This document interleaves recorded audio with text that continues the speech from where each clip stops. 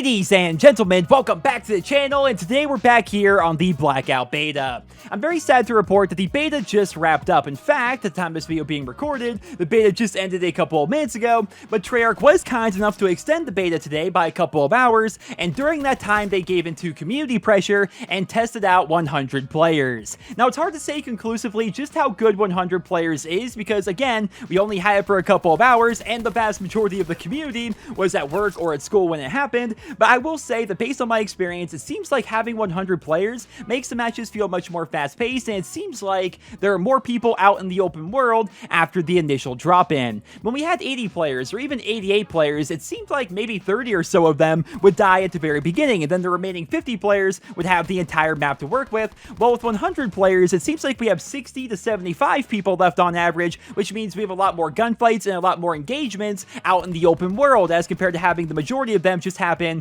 on Nuketown, or Firing Range, or the train station, or any of the other hot drop locations. All in all, I really did enjoy having 100 players drop in, and since that's kind of the industry standard anyway, I feel like Treyarch should just roll with that come October, but of course, we have no idea exactly what they have planned for us. They have shown time and time again that they are willing to make changes based on community feedback, so I'm excited to see what they have planned for Blackout in the future and what they plan to change between now and then. But speaking of feedback, I want to give you guys my final review of the Blackout game mode here in this video, because again, this is like the last time we're gonna be able to play it until October.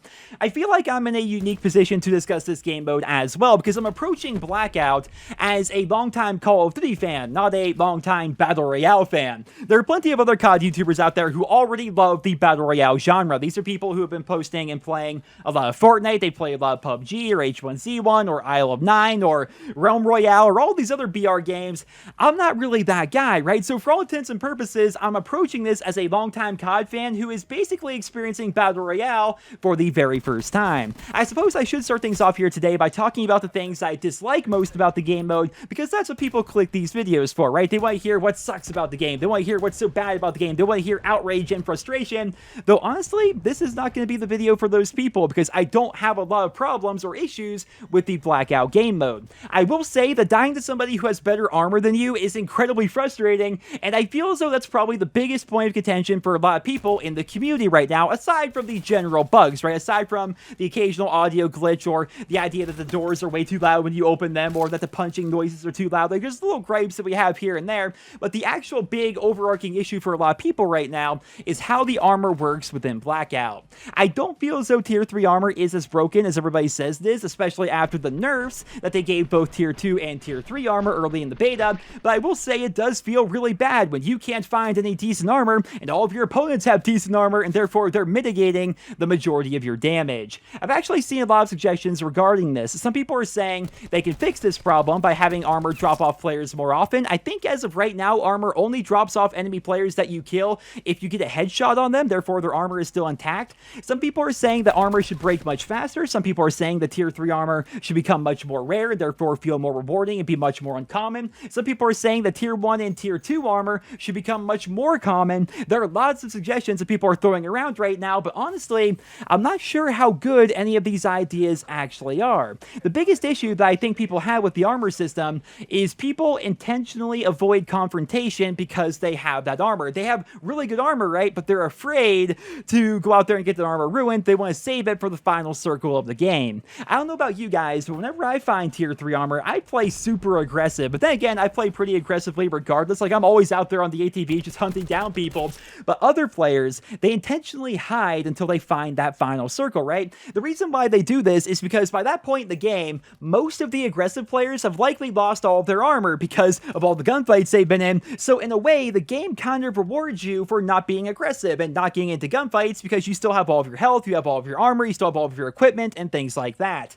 As of right now, I think that's the biggest issue people have with Blackout. It almost seems like the game punishes you for being an aggressive player, though to be honest, I'm not sure if that's something that Treyarch can fix. It's very difficult to fix player actions, right? Because you can't control what a player actually does. If you look at any other Battle Royale community, it seems like they complain about the same thing. They always hate the people who hide in corners, who hide in the circles, who hide in bushes and things like that. It seems like it may just be part of the genre, unless of course that game is Fortnite, where you can immediately build yourself a cathedral Cathedral of Notre Dame anytime someone takes you by surprise, it seems like it may be an inevitable part of the game itself. Now, I could be wrong. This is coming from somebody who is just a longtime COD fan who is not really into Battle Royale whatsoever, but it seems like it would be a very difficult thing for them to fix unless, again, they were to make some serious changes to how armor works and how armor is distributed. I will say that the one saving grace to this entire situation is oftentimes the people who play that way, the people who find themselves some really good gear and then just play hide and seek for 25 minutes, oftentimes they're not going to win the game, right? Oftentimes they play like that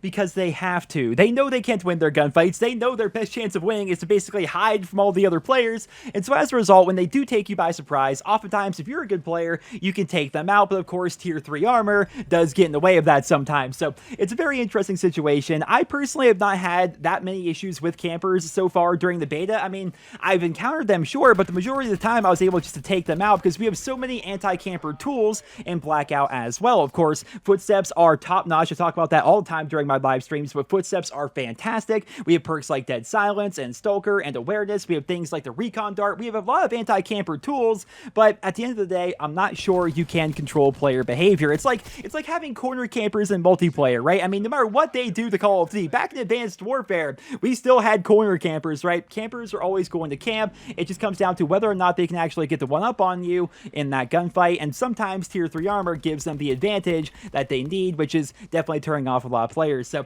I'm interested to see what they're going to be doing with armor and what they're going to be doing about the speed and the pace of the game going forward. And I would like to say that so far, my biggest complaint about Blackout is that the mid-game seems to be a bit too slow-paced. The early game is super chaotic, right? If you drop Nuketown, if you go firing range, if you go train station, if you go sometimes estates, Rivertown's pretty frequented as well, but if you go to any of those hot locations, you are going to find a ton of people, and the early game is super fun because of that. It's super chaotic, there's people pretty much everywhere. You can drop Nuketown and walk out of there with like 6 or 7 kills in the first couple of minutes. That feels really good, but once that's all over, and once the initial dust has settled, we enter the mid-game, and in my opinion, the mid-game is the most boring part about Blackout, but it's also the longest part about Blackout. Like, you spent maybe 20 minutes going from the early game to the late game, and I feel like they need to add more action to that mid-game just a little bit. And the best way to do it, honestly, is to just keep the 100 players that they had this afternoon. I know the majority of you were not able to experience what it was like to have 100 players playing Blackout, but believe me when I say, it was really good. Like, it wasn't crazy by any stretch of the imagination. I mean, sure, Nuketown was a bit more chaotic, and firing range was a bit more chaotic, but by and large, if you survived to the mid-game, it just meant you were going to find more people in the mid-game, which in my opinion made it more interesting as you make your way to the late game, because the late game's already perfect, right? It's already super intense, it's already super exciting, regardless if you win or lose, so I feel like if they keep 100 players, that would be the best thing for the game going forward. I also hope that they have a robust leveling system and a progression system ready to go, because during the beta, we really didn't have one, and I honestly think if they have that system ready, then Blackout is going to be the second biggest Battle Royale game ever, right behind Fortnite. I've talked about it time and time again, I do not think Blackout is going to kill Fortnite. It's really hard to kill a free-to-play game, to be honest, but I think it will overthrow PUBG. I think H1Z1 will be a thing of the past, and I think pretty much every other BR game, including the Battlefield BR, even though I haven't played it yet, I feel like every other game is going to fall short to Blackout because the gameplay really is that good. Like, the shooting mechanics are challenging and fun to learn, the vehicles are intuitive and useful, the perks are game-changing and powerful, the map is absolutely freaking incredible. Like, say what you want about the resolution on console, I get that doesn't look all that great, especially on the older systems, but I don't think anybody can deny what a great job Treyarch did of building an entire world that feels cohesive using the history of their games. Like, being able to land on Nuketown Island, and then see everything there is to see on Nuketown,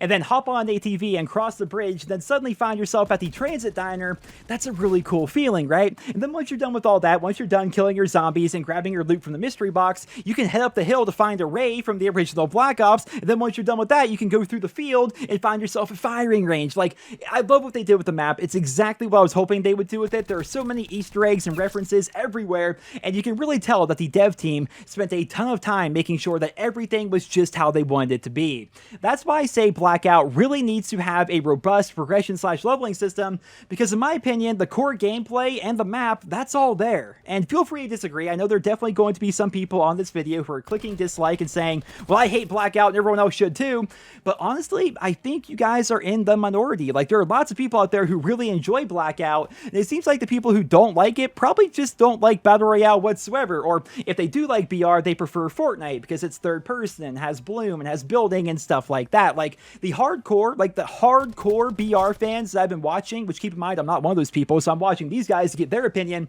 It seems like they think that this game is basically just a better version of PUBG. It's a better H1Z1. It's a better every other BR game out there, with the exception of maybe Fortnite, but there's so many differences between Blackout and Fortnite that it's not really that fair of a comparison. So in my opinion, they nailed the core gameplay, so all that's left is for them to give us a reason to keep on playing it long term. Some suggestions I have for Treyarch would be to make it so we get a ton of exclusive skins for leveling up and doing challenges, not just locking them all behind supply drops. I think there needs to be a lot of weapon camos involved, and I think they should be locked behind insanely difficult challenges. Because Blackout is first person, skins aren't going to be the biggest deal ever. Like, we're not going to be super stoked about a brand new skin, but camos, those are going to be a pretty big deal, and I would absolutely love it if camos were to become a status symbol again within the Call of Duty franchise. As of recently, it really seems like camos are just a cosmetic thing that you get from supply drops, with the vast majority of the good camos being locked behind supply drops. I would love for the good camos to be locked behind challenges again. Like,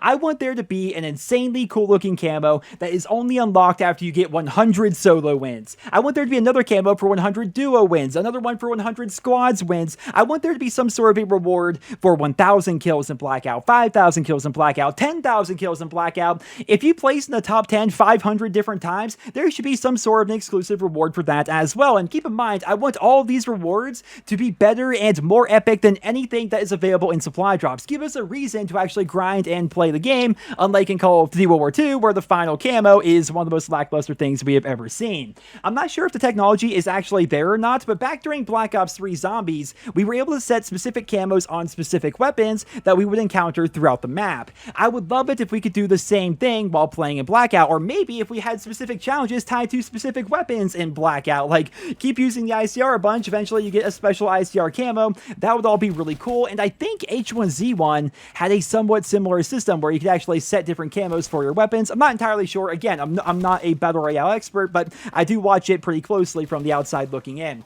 Going back to it, I would like them to have a bunch of timed exclusive camos and skins for doing challenges during specific events, not just opening supply drops during events, but actually completing challenges. I would like to see some rewards in Blackout that carry over into multiplayer and vice versa, and I really do hope that Treyarch plans to add more old school weapons to Blackout over time. During the beta, all the weapons were Black Ops 4 weapons, with the exception of the mystery box guns. In the mystery box, we could find the ray gun, we could find the Galil, we could find the MP40, but in the full game, I'm hoping we find a lot more guns from Treyarch's past. Now, just throwing the example out there, I feel as though the vast majority of people don't like the Cordite submachine gun. I know there's going to be some Cordite fans piping up down there in the comments, but it seems like the vast majority of people really just didn't like that gun whatsoever. So instead of having a gun on the map that most people don't like, why not replace that with the Tommy gun, right? The SOG is another example. It's an SMG that's good during the early game, but as soon as people can replace it, they typically do. So instead of having the SOG be on the map, why not replace it with the MSMC? I feel like the vast majority of people would love to see the MSMC be part of Blackout. Maybe later on down the line, you could add the Ballista, maybe the Commando, maybe the AK-74U. There's a lot that Treyarch could do to Blackout, and I'm really hoping that they're looking for the big picture here, and they're not just looking to wow us with the beta and during the launch window, and then just let the game slowly die after that, which is something we've actually seen in the Call of Duty series over the course of the past couple of years. It seems like every time they release a game, there's always a ton of hype behind it. The developers start working very closely with the community, and they make the game as consumer-friendly as possible, but then once the holiday season is over, it's like all bets are off, and then they suddenly just stop updating their game as much. They start throwing weapons and supply drops and doing things like that. We've seen it time and time again. The difference this time around, however, is they have said from the very beginning that Black Ops 4 is designed to be a 3-year Call of Duty game, which is something we've never really seen before. Like, Infinity Ward's coming out with their game the year after, but apparently Treyarch is still going to be updating Black Ops 4 while that is happening. That's a pretty big deal. I think a big part of what they plan to do is they're going to make it so we have a ton to do in Blackout. I think they're going to update the mode a lot with new perks, new guns, and new locations. I mean, we've talked about it so many times here in the channel, but how easy would it be for them to update the Blackout map with the hijacked boat from Black Ops 2? Like, they could take that boat and basically put it anywhere in the water on the map, and then we'd have a new content update. They could do the same thing with the Black Ops 2 multiplayer map Carrier, like take that giant ship and put it out in the ocean somewhere, then suddenly we have a brand new location, there's a lot they could potentially do to Blackout, and I can't wait to see what Treyarch has in store for us. Now, one final thing, and this is kind of exclusive to me. I know I care about this way more than like 99.9% of the community, but I really want Blackout to have a super detailed combat record. The one we saw during the beta was okay, but I want to see a combat record that's on the same level as the original Black Ops. Stat tracking's a big deal to people like me, and even if you don't care that much about how many wins you have or what your KD is, I'll bet you guys 3 months into the game's life cycle, you'll want to know how many sniper kills you have. You'll want to know how many ICR kills you have, or how many miles you've ran on foot, or how many kills you've gotten in Nuketown, or how many top 10 placements you've had, or things like that, right? Stat tracking's a pretty big deal, at least in my opinion, so hopefully Treyarch has that plan for us, especially when you consider the fact that they could implement camo and skin challenges for doing things like driving vehicles certain distances, or getting kills with vehicles, or running certain distances, all of which could be tracked via the combat record. So it all just kind of ties in pretty nicely. But ladies and gentlemen, that's all I have for you guys here today. That is my final review of the Blackout Beta. Now keep in mind, this is just the beta, right? Things could change drastically between now and October 12th, though I don't see many major changes happening. Of course, they are going to be fixing a lot of things about Blackout. There were definitely a number of issues and bugs and stuff like that, but by and large, I think the gameplay experience is going to be relatively similar, and so I'm very excited. I can't wait to see what the full game is going to be like. I can't wait to see what the progression system is going to be like and the unlock system. Hopefully it's going to be robust. Hopefully there's going to be a lot of things to do in this game mode, because if they nail this, if they really do nail this, this could be the beginning of a new golden age for the Call of Duty franchise, because Blackout itself seems to be good enough that people are going to want to buy the game just to play Blackout, and then on top of that, we still have the entire multiplayer experience, and then the zombies experience. Like, that's a pretty massive game. I can't wait to see how things are going to play out. And ladies and gentlemen, I would love to hear what you guys think down there in the comment section below. Thank you all so much for listening, and I hope you guys all have a wonderful day.